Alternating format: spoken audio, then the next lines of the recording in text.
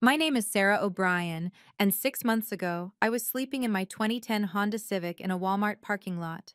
The woman who had everything: a thriving design business, a loving fiancé, a supportive sister, reduced to counting quarters for dollar menu dinners. How did I end up there? Betrayal. The kind that comes wrapped in wedding plans and sisterly hugs. The kind that steals not just your money, but your ability to trust. Marcus and Claire took everything from me through an elaborate investment scam, leaving me with nothing but shame and a car that barely started on cold mornings. But here's what they didn't count on. Rock bottom has a strange way of revealing who your real allies are. And sometimes, the universe delivers justice in ways you never expected. Before I tell you how I went from homeless to standing in front of 200 witnesses as they lost everything, please take a moment to like and subscribe, but only if stories of resilience truly speak to you. Drop a comment with your location and local time. I love knowing where in the world you're listening from. Now, let me take you back to that pivotal day at the Riverside Heights launch. The grand ballroom at the Riverside Heights complex gleamed under crystal chandeliers, each one worth more than my old annual salary. 200 of California's most influential real estate players mingled with champagne flutes, their conversations a symphony of deals and millions. The April afternoon sun streamed through floor-to-ceiling windows, illuminating architectural models of the $50 million development that would reshape the city's skyline. I stood near the registration table, my new Armani suit a stark contrast to the thrift store clothes I'd worn just months ago. The fabric felt like armor, each thread woven with purpose. My fingers traced the edge of the leather folder in my hands, contents still hidden, waiting for the perfect moment. That's when I saw them. Marcus entered first, his trademark confidence preceding him like a herald. That same swagger that once made my heart skip now only reminded me of how blind I'd been. His navy suit was expensive but flashy, always more concerned with appearance than substance. Claire followed, her red dress commanding attention as she laughed at something on her phone. My sister, 2 years older but decades behind in integrity. They carried an elaborate bouquet of white roses and lilies, my former favorite flowers. The gesture might have seemed thoughtful to onlookers. To me, it reeked of calculated manipulation. The Thompson O'Brien Design Group, I heard Marcus tell a cluster of investors near the bar. We're hoping to secure the interior contract for Phase 2. Claire nodded enthusiastically. We've revolutionized sustainable luxury design. Our portfolio speaks for itself. Our portfolio. The words sliced through the air. Every design they claimed, every innovation they touted, all stolen from the woman they'd left sleeping in parking lots. I watched them work the room with practiced ease, shaking hands with people who controlled billions in development funds. They moved like sharks through still water, unaware that the ecosystem had changed. They had no idea that the meek designer they'd discarded had been quietly rebuilding, piece by piece, connection by connection. Daniel Chen's security team knew my name. The catering staff addressed me as Director O'Brien. The event coordinator had confirmed my presentation slot. Yet Marcus and Claire remained oblivious, too intoxicated by their own ambition to notice the shift in the room's energy whenever I passed. They had no idea who I'd become. 2 years ago, my life looked like a Pinterest board come to life. My home studio in Oakland buzzed with creative energy, clients booking consultations months in advance. Marcus had proposed on my 30th birthday, down on one knee in the garden I'd designed myself. We were building something beautiful together, or so I thought. Claire would drop by every few weeks, always with a crisis. Sarah, honey, I just need a tiny loan until my commission comes through. Her real estate career perpetually on the verge of breakthrough, perpetually needing rescue. But she was family. You don't keep scorecards with family. The warning signs were there, wrapped in concern and condescension. You're so talented with colors and fabrics, Marcus would say, usually when I suggested expanding the business. But you don't understand the financial side like I do. Claire's version was softer but cut deeper. You're an artist, Sarah. Don't burden yourself with the ugly business stuff. That's what you have us for. Just an artist. Just someone who makes things pretty. Not someone who'd built a six-figure business from scratch. Not someone who'd negotiated with contractors, managed budgets, or navigated client politics. To them, I was a useful talent to be managed, not a businesswoman to be respected. I remember the last normal dinner we shared. Chinese takeout at my dining table, 3 weeks before everything collapsed. Marcus talked about investment opportunities while Claire complained about her broker. I sketched designs on napkins, lost in creating beauty while they plotted to destroy everything beautiful in my life. Family doesn't need contracts, right? Marcus had said that night, refilling my wine glass. We trust each other. Trust. Such a small word for something that takes years to build and seconds to shatter. The opportunity came wrapped in urgency and family loyalty. Marcus burst into my studio one October morning, laptop in hand, talking fast about a revolutionary property tech startup. Green building materials, sustainable sourcing, everything you believe in, Sarah. But we need to move now. The investment window closes tomorrow. Claire backed him up via FaceTime from her car. I'm putting in my entire savings, Sarah. This is our chance to build something together. $500,000. My life savings, my emergency fund, the equity from refinancing my home. Marcus had the paperwork ready, his business degree finally useful for something. I've reviewed everything, it's solid gold. I signed where he pointed, initialing pages I didn't read because why would I? This was my future husband, my sister.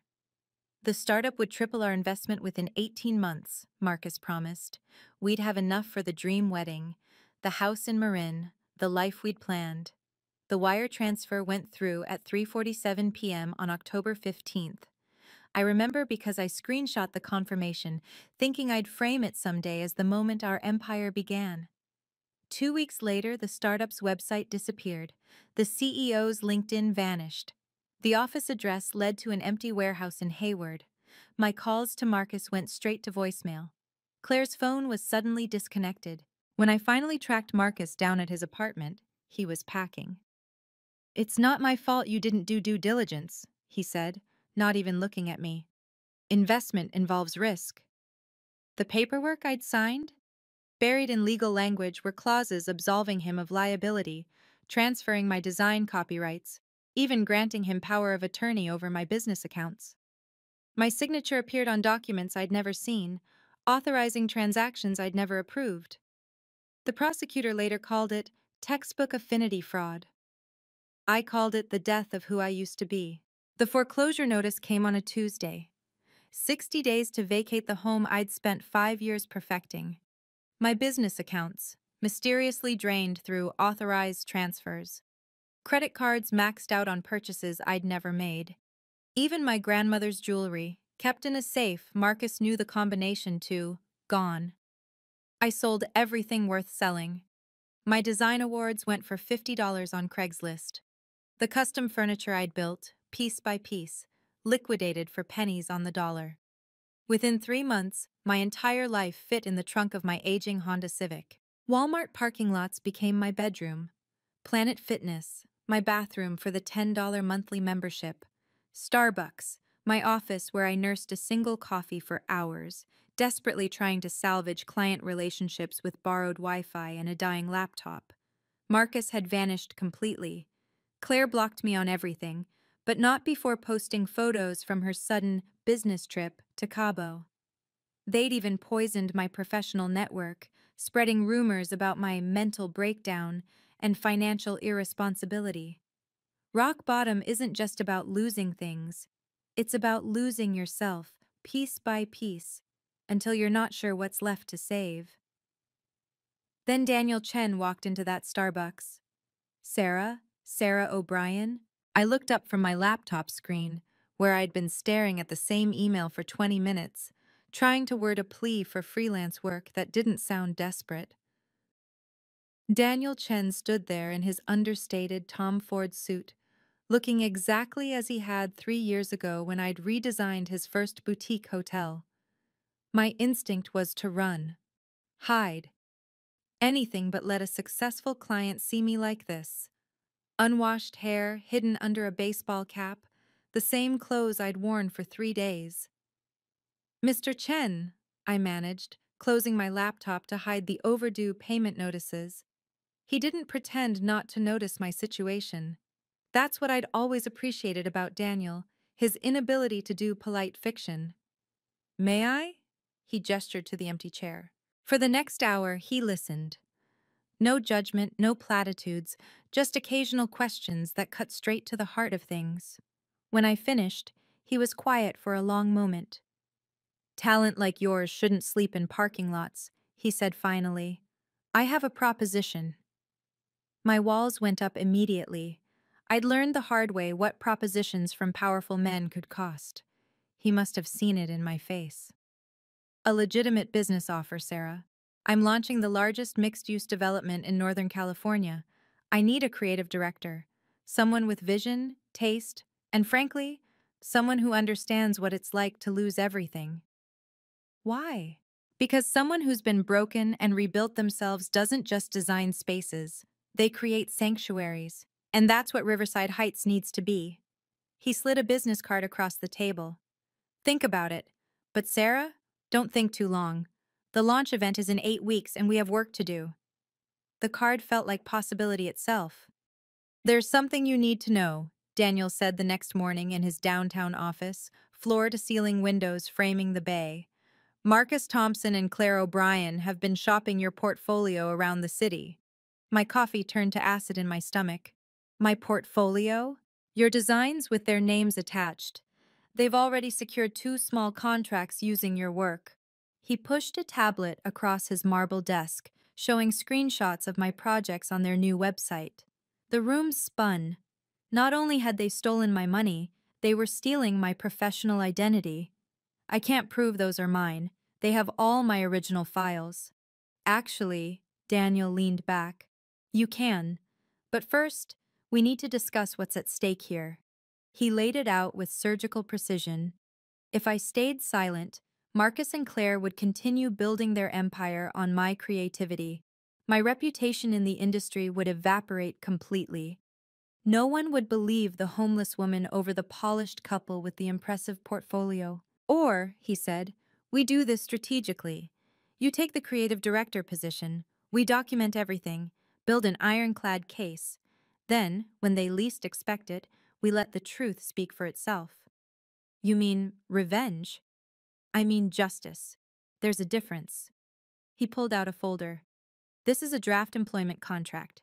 Salary, benefits, and most importantly, an exclusive design agreement that predates any claims they might make.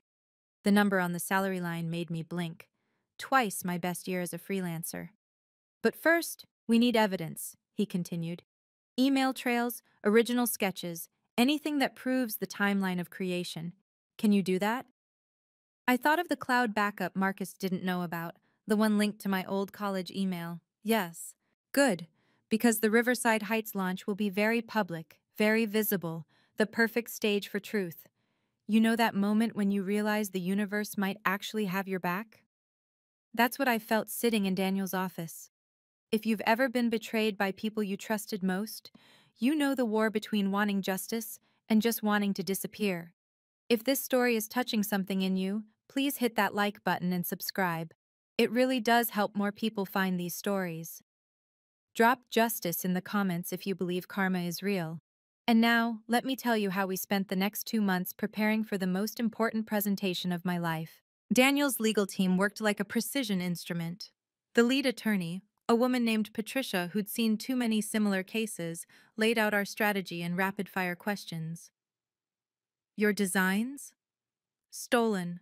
All of them. Proof? Email trails. Date-stamped files. Their weakness? Greed and sloppiness. We spent weeks excavating digital evidence. My old college email account became a goldmine. 5 years of design evolution, each sketch dated, each revision tracked. Marcus had been thorough in stealing my recent work, but he'd never known about this backup from before we met. Patricia's paralegal discovered something even better. Copyright fraud, she said, sliding papers across the conference table. Claire filed design copyrights last month, under her name, for work created while you were demonstrably the sole creator. That's 5 years minimum if prosecuted. Federal crime. The most damning evidence came from an unexpected source, my former clients. 3 came forward independently, sharing emails where Marcus had pitched my designs as his own while I was living in my car. Timestamps showed he'd been planning this for months before the investment scam. We need one more thing, Patricia said. Public documentation of your role here. Something undeniable. Daniel smiled. The Riverside Heights launch. 200 witnesses, full media coverage. Sarah will present as creative director. And if they show up? We're counting on it, Daniel said. Marcus already RSVP'd. He's bringing potential investors to show off his portfolio. Patricia gathered the documents. Copyright fraud, wire fraud, identity theft. We have enough to bury them, but Sarah, the choice of when and how is yours. I thought about those nights in the Walmart parking lot, counting change for ramen.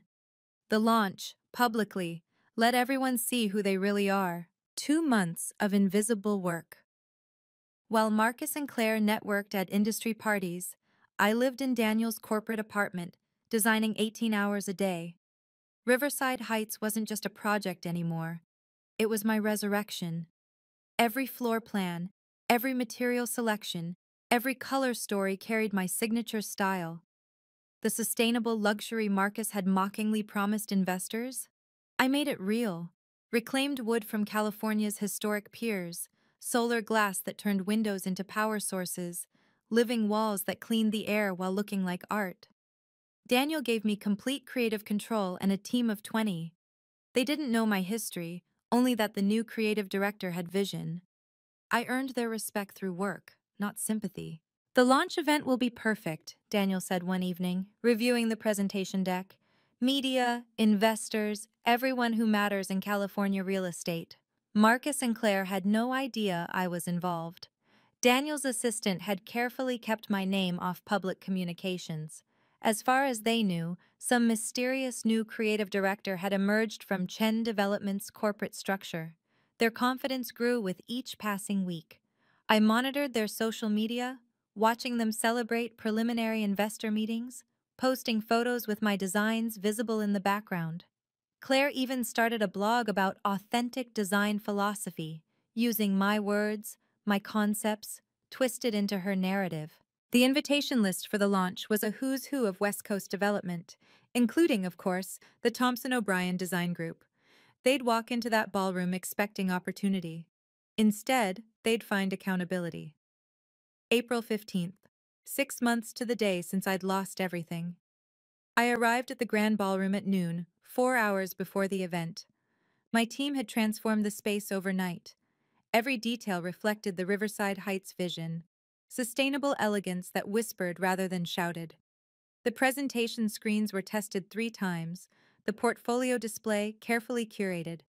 20 projects spanning 5 years, all indisputably mine, ready to display at the touch of a button. By 3:30, the early arrivals began filtering in. Tech executives, pension fund managers, international investors. I greeted each one personally, but carefully. Director O'Brien, not Sarah, not yet. Then I saw them through the window. Marcus stepped out of a Tesla he couldn't afford, helping Claire with her dress. They moved with the confidence of people who believed they'd already won. The flowers they carried, white roses and lilies again, seemed almost laughably predictable. I watched them enter, watched them scan the room with predatory efficiency. Claire spotted potential marks immediately, her smile brightening as she recognized the Goldman Sachs team. Marcus made a beeline for the Korean investors Daniel had been courting for months. They were so busy hunting, they didn't notice the prey had become the predator. "Showtime in 30, Daniel's assistant whispered. I positioned myself where they wouldn't see me immediately, but where I could watch everything. The folder in my hands felt weightless now. The evidence, the contracts, the proof, all just props in a play whose ending I'd already written. Time to introduce myself properly. The room's energy shifted when I moved through it, though Marcus and Claire were too focused on their marks to notice. The senior executives from Cushman and Wakefield greeted me warmly. "Director O'Brien, the designs are stunning." The Chronicle's real estate reporter asked for an exclusive interview. After the presentation, I promised, small seeds of authority planted in plain sight. "Sarah?" I turned to find Jennifer Walsh, my former biggest client, looking confused but delighted. "I heard you disappeared. Marcus said you'd had some kind of breakdown." "Did he?" I kept my voice neutral. "I've been busy with a new position. You'll hear about it shortly." She glanced at my outfit. Clearly expensive. Clearly new. Then, at the Chen Development badge on my lanyard, the word Director visible even from a distance. Her eyes widened slightly. Security approached. "Director O'Brien, Mr. Chen wants to confirm the presentation timeline." "5 minutes," I said, loud enough for Jennifer to hear. She wasn't the only one listening now. Word rippled through clusters of conversations. Director O'Brien, Chen Development, the mysterious creative director. I passed close enough to Marcus and Claire to hear their pitch. "Our firm's philosophy centers on authentic sustainability," Claire was saying to a venture capitalist. "We don't just design spaces, we create experiences."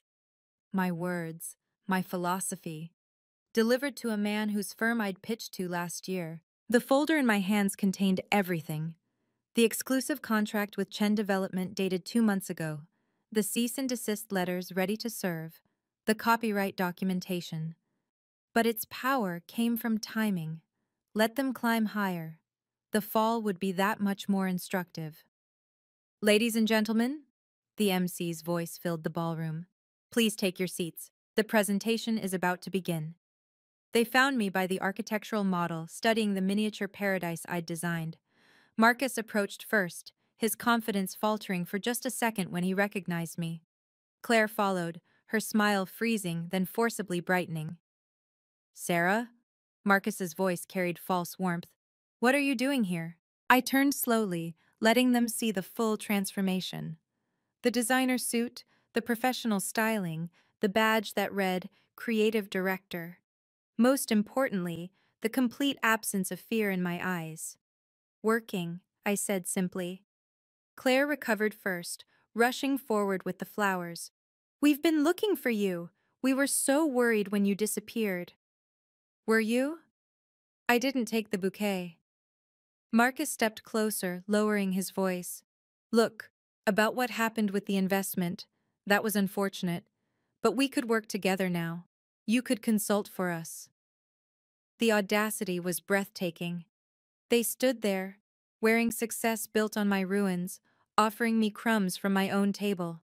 "Actually," Claire added, touching my arm like we were still sisters, "we're about to close a huge deal here. We could bring you in as a silent partner, help you get back on your feet." Around us, people were taking their seats.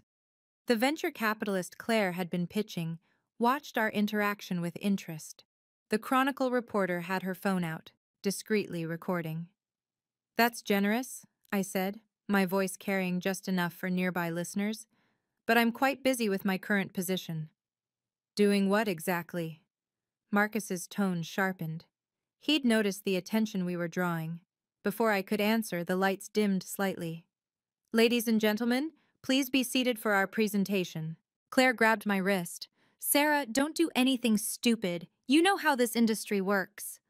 I removed her hand gently, but firmly.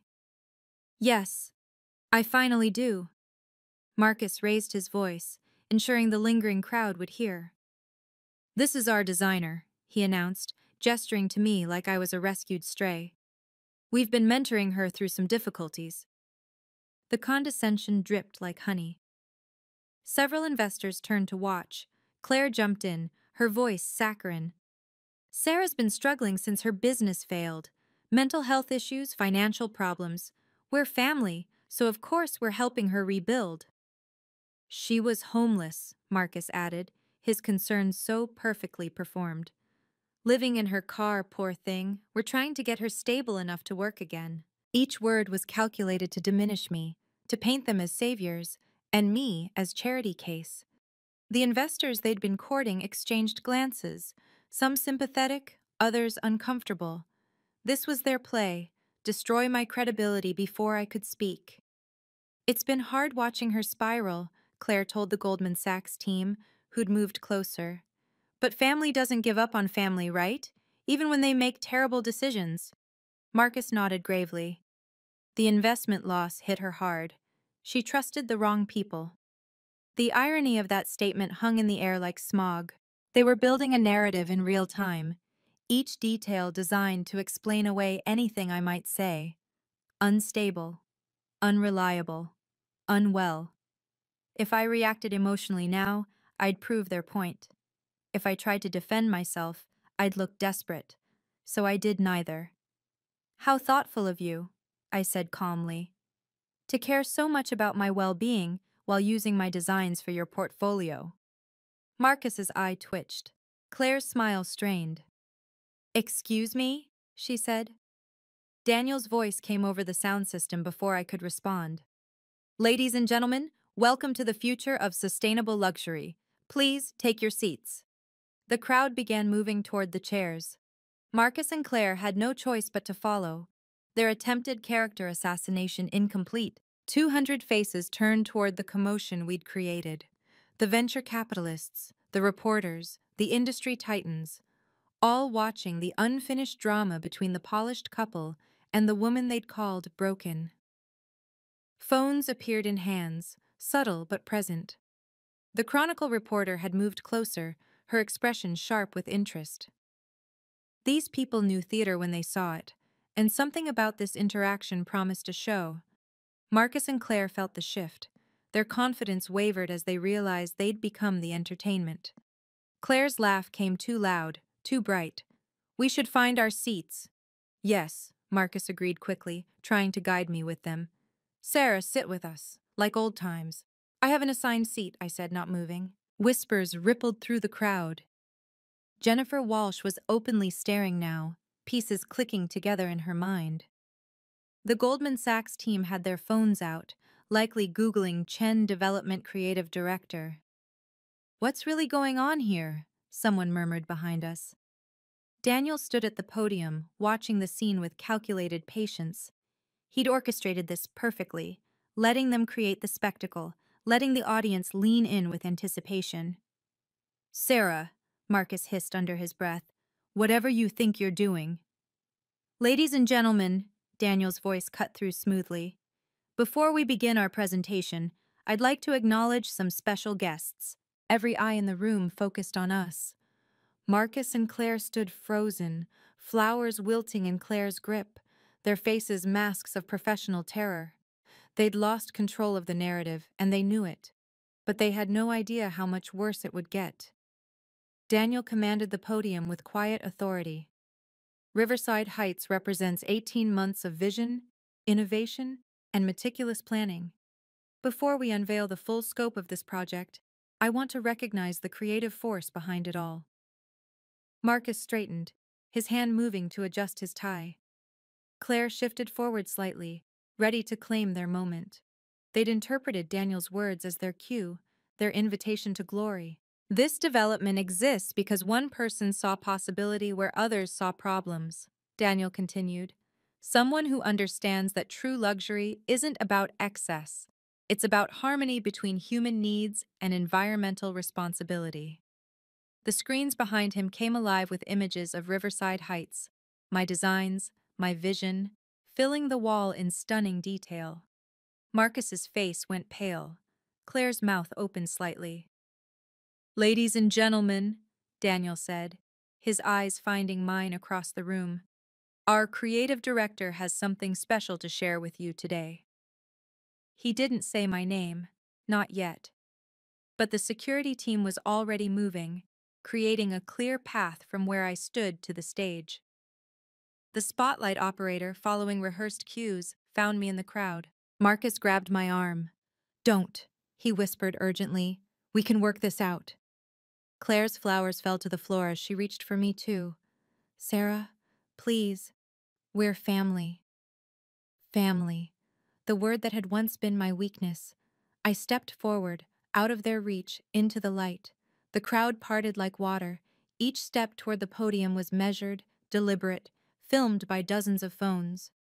Behind me, I heard Claire's sharp intake of breath as the reality hit her. They'd just publicly claimed to be mentoring Chen Development's creative director. This moment, walking through that crowd while Marcus and Claire stood frozen, I still get chills remembering it. 200 pairs of eyes, two people who betrayed me, and one chance to reclaim everything they stole. If you've ever had to stand up to people who tried to break you, comment strength below. Your stories give others courage. And if this resonates with you, please hit that like button. It helps more people find these stories of justice and redemption. Now, let me tell you what happened when I finally reached that microphone. Thank you, Daniel. My voice carried clear and strong through the sound system. I'm Sarah O'Brien, Creative Director for Chen Development Group. The reaction was immediate. Phones raised higher. The Chronicle reporter moved to the front row. Marcus and Claire stood paralyzed in the middle of the audience, flowers scattered at their feet. For those who don't know me, I continued, letting my eyes find them in the crowd, I've been designing sustainable luxury spaces for 8 years. Some of you have been in my projects without knowing it. The screens behind me shifted to a portfolio display. 20 projects, chronologically arranged, each dated and credited. The oldest, from 2016, long before Marcus entered my life. The newest, Riverside Heights, with my signature visible on every design document. 3 years ago, I said, clicking to the next slide, I had the privilege of redesigning Mr. Chen's first boutique hotel. That project taught me that true luxury respects both people and planet. Jennifer Walsh gasped audibly. She'd been at that hotel opening. She knew exactly who'd designed it. Since joining Chen Development 2 months ago, I continued, the date hanging in the air like an accusation, I've poured everything into Riverside Heights. Every sustainable material, every energy-efficient system, every space that honors both beauty and responsibility. This is my vision realized. The slide changed again. Email threads, dated and authenticated. I'm particularly proud that we've maintained complete creative control. As you can see from our exclusive contract, all design work for Riverside Heights comes through my office. No outside firms, no consultants, no exceptions. Marcus's face had gone from pale to gray. Claire swayed slightly, her hand finding a chair back for support. But before we dive into the technical presentation, I said, my voice warming with false kindness, I want to thank Marcus Thompson and Claire O'Brien for attending. Their interest in my work has been quite motivating. The room held its breath, waiting for the kill shot. There's something you all should know, I said, clicking to a new slide. The designs you may have seen from the Thompson O'Brien Design Group are quite familiar. They should be. I created them. The screen filled with evidence, side-by-side comparisons. My original sketches, dated and notarized, next to their website portfolio. Email threads where Marcus pitched my designs while I was homeless. Copyright filings in Claire's name for work created years before she claimed them. Every design they've shown you, I continued, my voice steady as a surgeon's hand, was stolen from me. While I lived in my car, they built their business on my creativity. Gasps rippled through the audience. The venture capitalist Claire had been pitching to stood up, his face dark with anger. 2 investors who'd already signed preliminary agreements with Marcus pulled out their phones, likely calling their lawyers. The copyright fraud alone, I clicked to the legal documentation, carries a 5-year federal sentence. The wire fraud, identity theft, and breach of fiduciary duty add considerably more. She's lying, Marcus's voice cracked across the room. She's unstable. Tell them, Claire. But Claire was backing away from him, her self-preservation instincts finally kicking in. The security team had moved closer to them both, ready to escort them out if needed. I have receipts, I said simply, clicking through email after email, document after document. Including the investment fraud that stole my life savings, the forged signatures, the emptied accounts, all while being my fiancé and my sister. The Chronicle reporter was typing furiously. Several investors were on calls with what sounded like legal teams. The Goldman Sachs representatives had turned their backs on Marcus entirely. Chen Development believes in justice, I concluded. Which is why we've provided all evidence to the district attorney's office. They'll be handling things from here. Two uniformed officers entered the ballroom, their timing impeccable. Marcus tried to run. He didn't get far. The officers moved through the crowd with practiced efficiency. Marcus Thompson, you're wanted for questioning regarding fraud allegations. This is insane, Marcus shouted, but his voice had lost its power. The room watched him like spectators at a car crash, horrified but unable to look away. Claire tried to slip toward the exit, but found Daniel's security team blocking her path. Ms. O'Brien, the second officer addressed her, we need you to come with us as well. I didn't know, Claire's voice pitched high with panic. It was all Marcus. Sarah, tell them. The investors they'd courted were already on their phones. I heard fragments. Pull out immediately. Full audit required. Legal action necessary. The venture capitalist Claire had pitched stormed over to her. You showed me fraudulent work. My firm's reputation is on the line. He turned to his associate. Document everything. We're suing for damages. Jennifer Walsh approached the stage. Sarah, I had no idea. Marcus told me you'd had a breakdown, that you'd abandoned your clients. I'm so sorry I believed him. You couldn't have known, I said into the microphone, ensuring everyone heard. They were very convincing. The Chronicle reporter raised her hand. Ms. O'Brien, what happens to their existing contracts? Void, I answered clearly. All contracts signed under fraudulent pretenses are legally invalid. Chen Development's legal team will be reaching out to affected parties. Marcus struggled against the officer's grip. You can't do this. Sarah, we were getting married.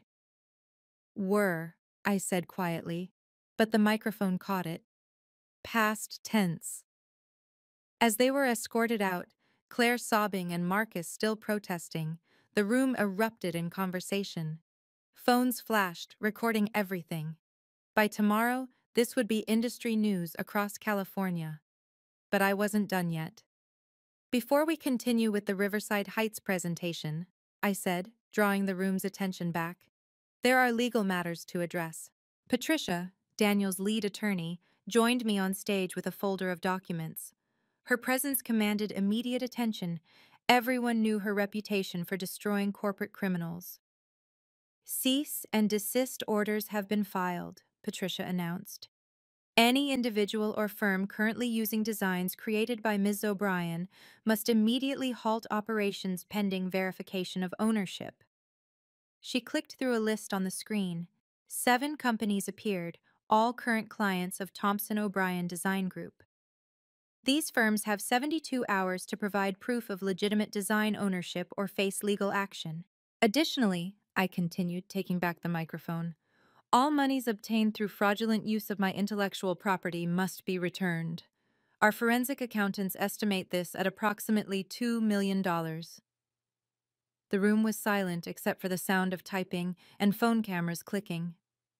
The individuals responsible, Patricia added, are permanently barred from practicing in California's design and development industry pending criminal proceedings. Any firm that knowingly employs them will face investigation. A hand raised in the audience. What about the people they scammed? A restitution fund is being established, I answered. Anyone who can prove they were defrauded by Thompson O'Brien Design Group can file a claim. Chen Development is providing the initial funding to ensure victims aren't waiting years for justice. It was more than just destroying them. It was about rebuilding what they'd broken, not just for me, but for everyone they'd hurt. The law is clear, I concluded, my voice firm but not vindictive. Fraud has consequences. Now shall we talk about the future instead of dwelling on the past? The room erupted in applause. Not for the drama, but for the justice. After the presentation ended, after the investors had committed $70 million to Riverside Heights, after the reporters had their quotes, Marcus's father approached me. William Thompson, senior partner at a white shoe law firm, a man who'd always treated me like I wasn't good enough for his son. Sarah, he began, his usual arrogance replaced with desperation. Surely we can resolve this privately. Marcus made mistakes, but prison? That helps no one. Your son stole everything from me, I said calmly. My money, my work, my home. We'll make restitution. Full amount plus interest. Just drop the criminal charges. Behind him, I saw Claire's mother approaching, tears streaming down her face, my own aunt, who'd chosen to believe Claire's lies over my truth. Please, Sarah, she begged. She's your sister. Family forgives family. Family doesn't mean doormat, I replied, the words coming clear and strong. Family doesn't mean accepting abuse. Family doesn't mean enabling criminal behavior. William pulled out his checkbook. Name your price. My price? I looked at them both, these people who'd watched me fall and done nothing. My price is accountability. Your son and daughter chose to commit fraud. They'll face the consequences of those choices. You're destroying their lives, my aunt cried. No, they destroyed their own lives when they chose to destroy mine. I'm just declining to save them from consequences. I turned to walk away, then stopped. I genuinely wish them growth and healing, but that journey happens away from me, far away from me. Security escorted them out as I returned to the celebration. The boundaries were clear now, reinforced with legal steel and professional distance. For the first time in years, I felt truly free. By morning, the story had exploded across every platform. Homeless to heroin, designer exposes fraud at luxury launch, ran on the Chronicle's front page. Business Insider called it the most satisfying corporate takedown of 2025. The video clips, shot by dozens of attendees, had millions of views within 24 hours. Marcus's business license was revoked by noon. The California Board of Professional Conduct moved faster than I'd ever seen them move, citing egregious violations of professional ethics and criminal fraud. He couldn't legally practice business in the state for 10 years minimum. Claire's real estate firm fired her via email while she was still in custody. Her broker's license was suspended pending investigation. The California Association of Realtors issued a statement distancing themselves from her completely. Her carefully curated Instagram, where she'd flaunted a lifestyle built on my destruction, disappeared overnight. But the real avalanche came from their other victims. My phone rang constantly with calls from people they'd scammed. A young architect whose designs they'd stolen, a contractor they'd stiffed on payment, an elderly couple who'd invested their retirement savings in another fake venture. 17 victims in total, representing over $3 million in fraud. The district attorney upgraded the charges from fraud to running a criminal enterprise. The federal prosecutors got involved when they discovered Marcus had moved stolen funds across state lines. What started as a 5-year maximum sentence ballooned to potentially 25 years. Patricia called with updates hourly. They're turning on each other, she reported. Marcus is claiming Claire masterminded everything. Claire says she was manipulated. Their lawyers are already discussing plea deals. The restitution fund grew as more investors contributed, appalled that such fraud had happened in their community. Within a week, it topped $5 million, enough to make every victim whole. You've started something, Daniel told me as we watched the news coverage from his office. People are calling it the O'Brien effect. Victims are coming forward across the industry, inspired by your courage. I thought about those nights in the Walmart parking lot, when I'd believed I'd lost everything forever. Now I realized I'd been preparing for this moment all along. Rock bottom had been my foundation for rebuilding. Karma, it turned out, kept excellent records. 6 months after the Riverside Heights launch, my life looked nothing like the Pinterest board it once resembled. It was better, real, earned through fire. The creative director position came with a $300,000 base salary plus performance bonuses. After my first quarter exceeded projections by 40%, Daniel promoted me to senior creative director with equity in the company. The girl who'd counted quarters for ramen now had a portfolio worth 7 figures. I bought a house in Oakland Hills. Not huge, but mine.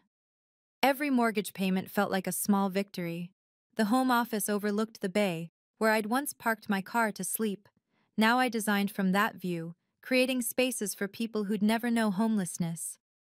The Sarah O'Brien Foundation launched quietly, without fanfare. We provided emergency funds for fraud victims, especially those in creative industries who'd had their work stolen. The first recipient was the young architect whose designs Marcus had plagiarized. Watching him rebuild reminded me why I'd chosen justice over revenge. My team at Chen Development grew to 50 designers, all carefully chosen for their talent and integrity. I implemented a mentorship program, pairing senior designers with emerging talent. Protect your work, I told every new hire. Document everything. Trust, but verify. The industry recognition came in waves. Architectural Digest featured our sustainable designs. Forbes included me in their 40 under 40 list. The irony wasn't lost on me. Marcus had always said I didn't understand business. Now I was running a division that generated $30 million in revenue annually. But the best moment came when a young woman approached me at a conference. She'd been living in her car after her business partner embezzled everything. She'd seen my story, knew recovery was possible. "How did you trust again?" she asked. "I didn't," I told her honestly. "I learned to verify first. Trust comes later if earned, and it's never blind again." 1 year later, Marcus and Claire tried one more time to contact me, through their lawyers, seeking character references for sentencing. They were about to learn that no meant no. The letter came through Patricia's office, forwarded from Marcus's legal team. Ms. O'Brien's testimony could provide crucial context for Mr. Thompson's sentencing. We request a brief statement regarding his character and their prior relationship. Claire's lawyer sent a similar request, with an added emotional manipulation. "Your sister has lost everything. Your mercy could mean the difference between 5 years and 15. They wanted me to save them. After everything, they still believed I was the same person who'd signed papers without reading them. Who'd trusted, because they said to trust." Patricia looked at me across her desk. "You're under no obligation to respond." "I know." I pulled out my phone and dictated my response. "Please inform both legal teams that I will not be providing character references. Any further attempts at contact will result in restraining orders. This decision is final and non-negotiable." "That's it?" Patricia seemed surprised by my brevity. "No" is a complete sentence. 2 weeks later, they tried again through intermediaries. Marcus's mother sent flowers to my office with a note begging for forgiveness. Claire's friends created a social media campaign painting her as a victim of Marcus's influence. They tagged me repeatedly, trying to generate public pressure. My response was swift and legal. Restraining orders filed against both families. Cease and desist letters to anyone participating in the harassment campaign. When a reporter asked for my comment on their upcoming sentencing, I gave them one line. "The justice system will handle their consequences. I'm focused on building the future." The boundaries held firm because they were built on law, not emotion. Every attempt to breach them only strengthened my resolve. Marcus got 12 years. Claire got 8. Their parents still send letters sometimes, forwarded through lawyers, unopened and returned. No still means no. 2 years have passed since that April afternoon when Justice wore an Armani suit and spoke into a microphone. I still design sustainable spaces, still mentor young creators, still build beautiful things from broken pieces. But I build differently now. Every contract gets reviewed by lawyers. Every partnership includes exit clauses. Every creative decision stays documented and dated. Some call it paranoid. I call it professional. The betrayal taught me that boundaries aren't walls. They're load-bearing structures that hold up everything else. You can't build beauty in spaces where you're not safe. You can't create from a foundation of fear. I forgave Marcus and Claire. Not for them, but for me. Forgiveness doesn't mean forgetting. It doesn't mean allowing them back into my life. It means I no longer carry the weight of their choices. Their debt to me was paid by the justice system, not by my endless anger. Success really is the best revenge. but not in the way people think. It's not about showing them what they lost. It's about showing yourself what you're capable of surviving, of becoming, of building from ashes. Your comeback doesn't require their apology. It doesn't require their recognition or their regret. It only requires your decision to rise. To everyone reading this who's been betrayed, bankrupted, or broken by people you trusted, your story isn't over. Your chapter of justice may look different than mine. It might be quieter, smaller, more personal, but it's yours to write. Trust again, but differently. Love again, but wiser. Build again, but stronger. And remember, sometimes losing everything is just the universe's way of showing you that you were meant for something better, something real, something truly yours. What boundaries do you need to build today? Share your story below. We rise by lifting others. Thank you for staying with me through this journey. If my story touched something in you, please share it with someone who needs to hear that recovery is possible.